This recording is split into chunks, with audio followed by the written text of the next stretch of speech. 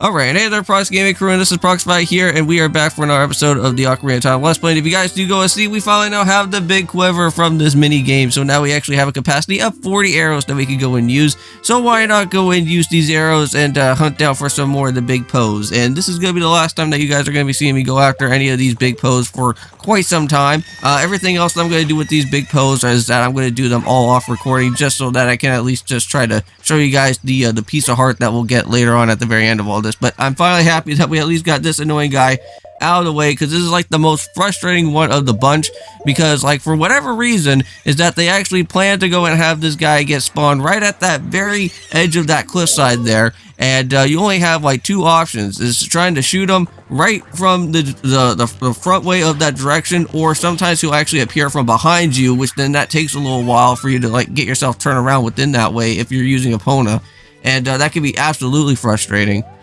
But here's another one where we can actually go and find over at the Long Ranch as well. I'm pretty sure there's actually two different big posts to go and find at Long Ranch. I know that we've seen the other one previously from before within there, but I'll have to worry about that off recording. But we're back over here at the big Po guy now. So he's going to be adding some more of our points to the card that we do have.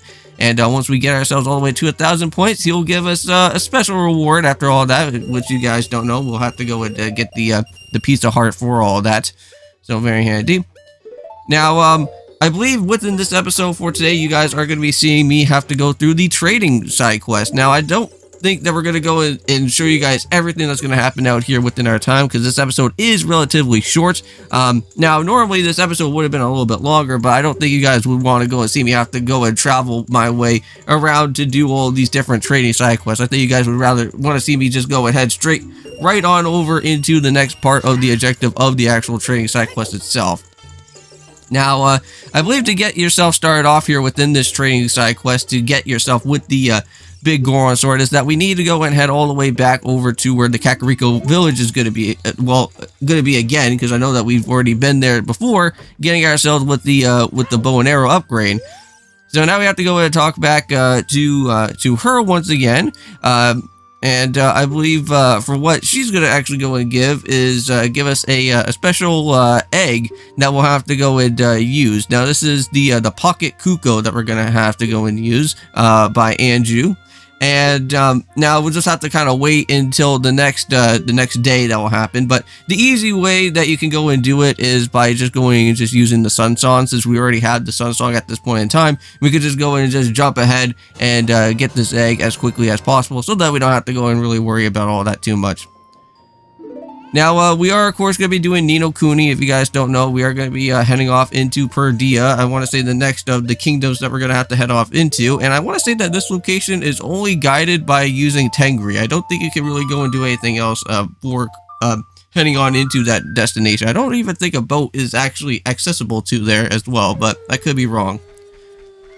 Now, there is going to be a special questing part that's going to happen within the trade quest, where we're actually going to have to get ourselves with an odd type of mushroom that is going to happen, and we'll have to bring that over to the potion shop lady that's going to be there. Now, I don't think we ever really went and talked to the potion shop lady, but this is going to be the first of many times that we are going to be seeing her, so that we can get the odd medicine as well too.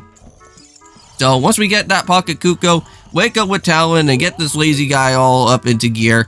And I believe he'll go and start heading off to his way to, I want to say over to Long Ranch.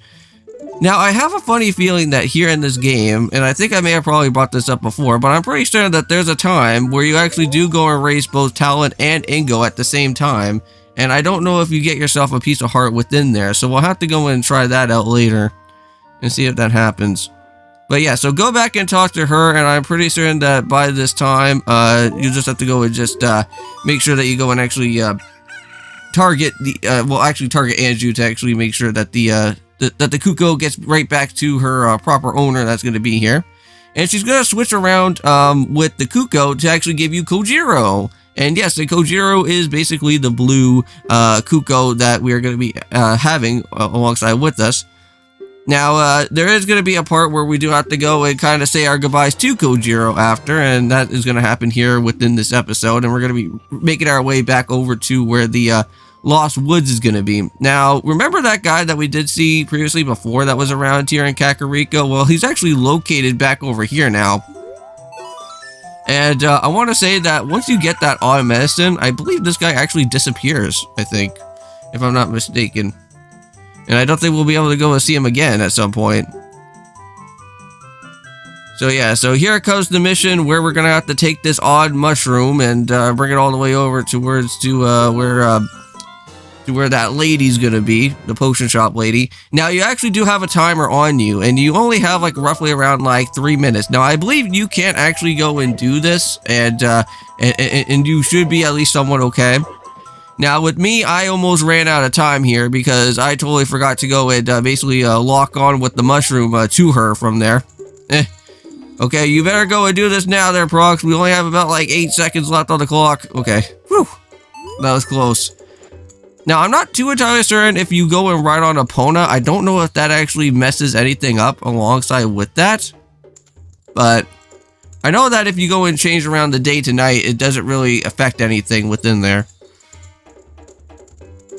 But there we go, and I'm pretty certain that now we do have the odd potion.